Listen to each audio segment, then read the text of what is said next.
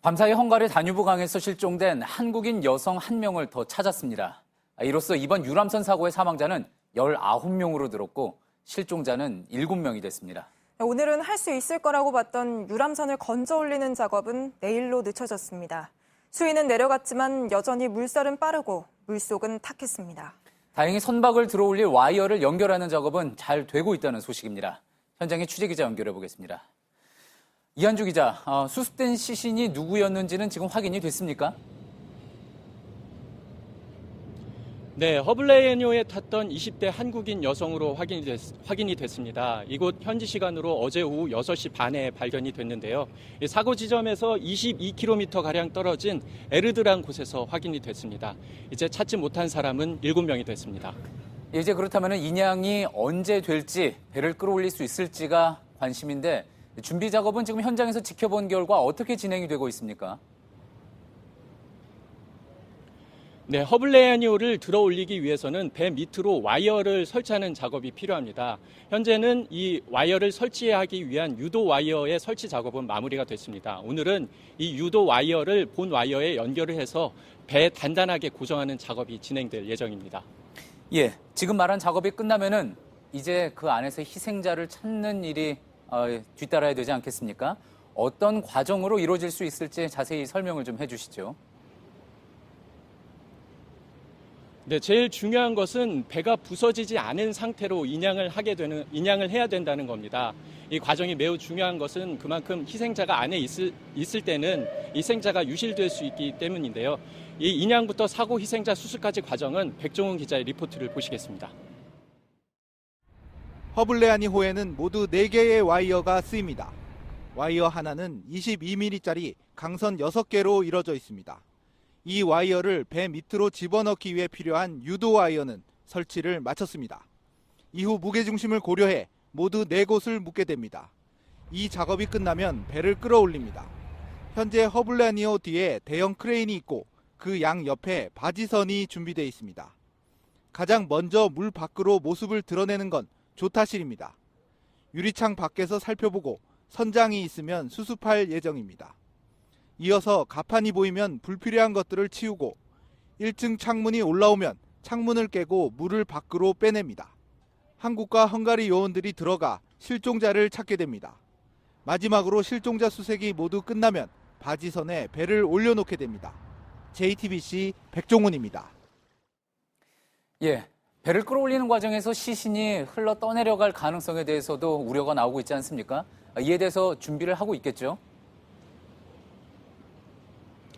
네, 그 와이어를 설치하는 작업 이전에 그 그물망을 설치하는 작업을 했습니다. 이 시신이 유실될 수 있는 가능성을 막기 위해서인데요. 창문이나 출입구 같은 경우 대부분 지역에 그물망을 설치를 해서 유실을 막으려고 노력을 하고 있습니다. 다만 그 화장실 같은 경우에는 이 수중 수색 과정에서 사람이 없는 것이 확인이 돼서 그곳은 제외가 됐습니다. 예, 그런데 이제 혹시나 가능성 면에서요. 배를 다 끌어올렸는데 배 안에 실종자가 없을 가능성도 있습니까?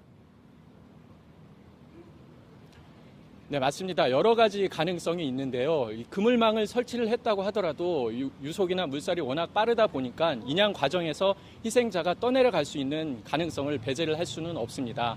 그런 가능성을 막기 위해서 일단은 그 인양 과정에서 아래쪽에 하류 쪽에 V자 형태로 여러 대의 경찰 경비정을 배치를 해서 희생자 유실을 막을 예정입니다. 예. 수사 이야기 좀 해보죠. 허블레이니호를 들이받은 바이킹 시긴호의 선장, 지금 구속 조사를 받고 있는, 수사를 받고 있는데 진술을 계속 거부하고 있다고 하죠? 네, 그렇습니다. 바이킹 시긴호의 선장이 경찰 조사, 수사 과정에서 어떠한 진술도 거부를 하고 있다고 이 헝가리 현지 경찰이 밝혔습니다. 이 시긴호 선장은 체포 직후에 운항 과정에서 어떠한 위반도 하지 않았다면서 무죄를 주장하기도 했는데요. 하지만 이후 검찰 수사 과정에서 자신의 휴대전화 기록을 모두 삭제한 것이 발견된 데 이어서 이번에는 경찰 수사 과정에서 묵비권을 주장을 하면서 수사에 제대로 협조하지 않는 모습을 보이고 있습니다. 지금까지 헝가리 부다페스트 사고 현장에서 JTBC 이한주입니다.